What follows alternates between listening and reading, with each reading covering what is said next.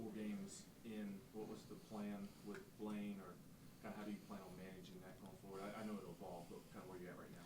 Yeah, I just want to get him to where he gets as many touches as a mound, where he's able to get his like full routine in, right? So we're kind of balancing. It's a little bit of plus minus of when do you take BP, how much BP do you take, how do you mix in the offense versus the pitching. But he has some comfort there. I thought he was really, really good today, attacking the strike zone, threw a couple good changeups, good sliders too. So again, we'll continue to lengthen him out, but he's such a special talent. You got to be kind of delicate about how you attack it with him.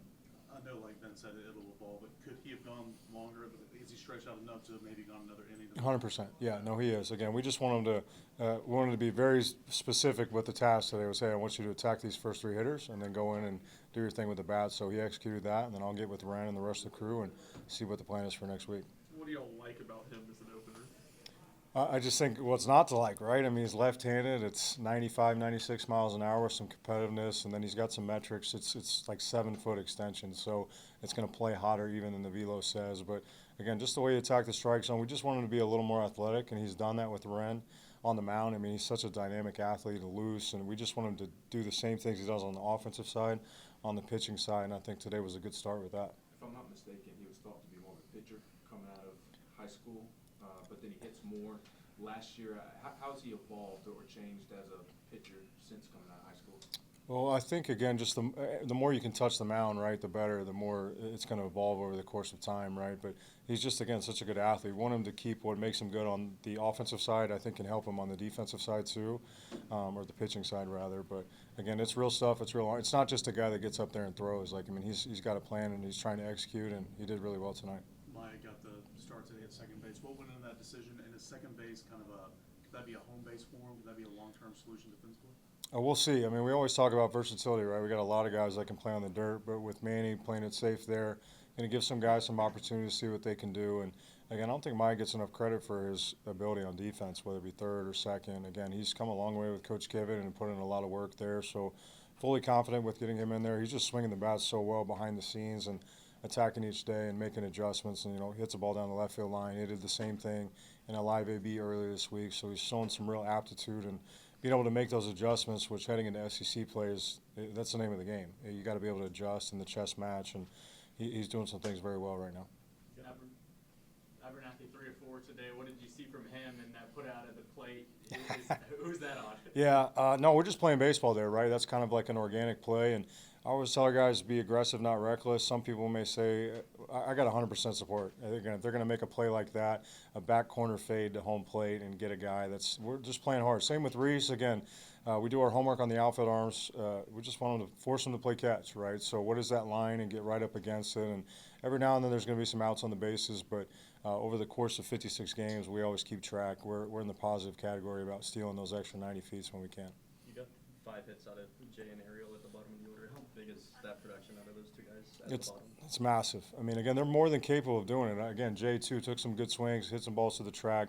I think he's capable of being a great player in this league. There's no doubt about it. He's always shown flashes, and just want to let him settle, right? Get him in the lineup, let him do his thing, and a little bit of a new position, run around in center field. But, Ariel, too, again, he's taken some really good swings, did some work with Chuck this week to work on some posture stuff and let the ball travel a little bit better. So, again, we're all just trying to stack good days around here, but those guys are fully capable. But when you get those 2 on base and you roll the 3 big leaguers back-to-back coming up with Henry, Levi, and Blaine, you feel pretty good about it. Did you learn anything about Appenzeller to struggle the first couple batters and then to begin to groove the way he did? Yeah, I don't think he was really struggling. Again, I think it's just he's been a starter his whole life, right? So he's getting used to how do we get him prepared for different roles to have success. And, again, he was attacking the strike zone, right? It's not like he's out there walking 2, 3, 4 guys. And, again, I got no issues. It was a tighter zone tonight. I thought it was fair because that's how it's going to be in SEC. And but at the same time, like, I don't have any concerns with him, man. He's pretty special. Josh, when you're out there recruiting, are you seeing more of these legitimate two-way type athletes now or prospects players? And if so, why do you think that is? I mean, I think there always is a bunch, right? And it can be tricky when you're recruiting, right? Because guys, there's more of them, right, that do it on the road. But it's like you have to have it's kind of the guessing game of, like, are they really good at both or are they pretty good at each and which one do they kind of evolve into, right? And I think each guy is mutually exclusive. But there's probably 5 guys a year that are pretty famous that can do it. I mean, one that comes to mind is Crew Schoolcraft, obviously who never made it to campus, and Billy Carlson. Those guys were dynamic athletes that could impact the ball on the offensive side and then run it up to 98 to 100 miles an hour. So again, there's not a ton of them, right? But some of them sneak to school. And Blaine was just a little bit of a late bloomer, right? And my goodness, I'm thankful he's here on campus right now. How do you manage time with those guys in terms of like meetings, daily responsibilities? Is that case by case, or do y'all kind of set a plan for two-way guys in general? Well, I think it just comes down to communication. That's something we take a lot of pride in this building, whether it be our staff and how we attack each day. But like even with Appy, who's not even a two-way guy, we're having to move his lifts, and Keegan's been amazing with that. But you know, Blaine will lift one day maybe with the position players, or hey, he gets a lot of pitches, we'll move him to another day. And again, just making sure that they're in a position where they have a sustainable workload, right? But then we're also monitoring with a lot of different things in-house. But it's communication is the key, but also, too, just having a real conversation like this, like, hey, how you feeling today? Do you need one more day? Or, hey, I'm feeling great. Let's take some more swings. So I think that's the key to doing it the right way. Any change or update with Manny, and then you could kind of give a progress report on Grimmer and Wright?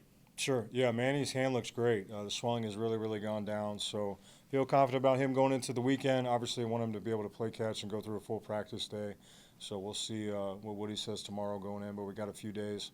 We got a good team coming in town this weekend. And then Garrett is on track. Again, that handmaid's, it's kind of a pain tolerance deal, right? But he's taking swings. He took in and out today. So making some progress there. And then Grimmer, too, is the same deal. Just kind of plugging away. No major updates there, but again, we'll play it safe with those guys because all those guys, I feel like they're more than capable of being plugged in the lineup and having success. Arvidsson? Yeah, Arv threw yesterday. Looked really, really good again. So we'll see. He probably wanted to pitch tonight, but he'll be back sooner rather than later. How has Stone Couple more. improved as a hitter since he got here as a freshman? You said Stone? Yes. Okay. Yeah, no, he's just a clubhouse favorite, right? I mean, it goes back to when he was not ready when he got here. He needed time defensively and then just all-encompassing, but he's always been really mature and a great teammate, so that's why we traveled him, because he was just you had to have him there because he was a great dude. But again, I think just really the thing I noticed from third base, a lot of that's my frame of reference right now during the year. It's if you look at his takes right now versus when he was young, it's like he's in no hurry to jump at the baseball. He's letting the ball travel. He's using the whole field, but right now he's punishing mistakes, which I think that's what happens as you get older. You get a little bit more feel on how to navigate at bats and how guys are going to try to get you out. But again, just a great self-awareness, amazing teammate, and always excited to see him have success. Is there a strategy to stacking lefties on the mound today, or just getting more reps? No, I mean we've had some sickness running through the clubhouse, so some of those guys, we wanted to just get them out there.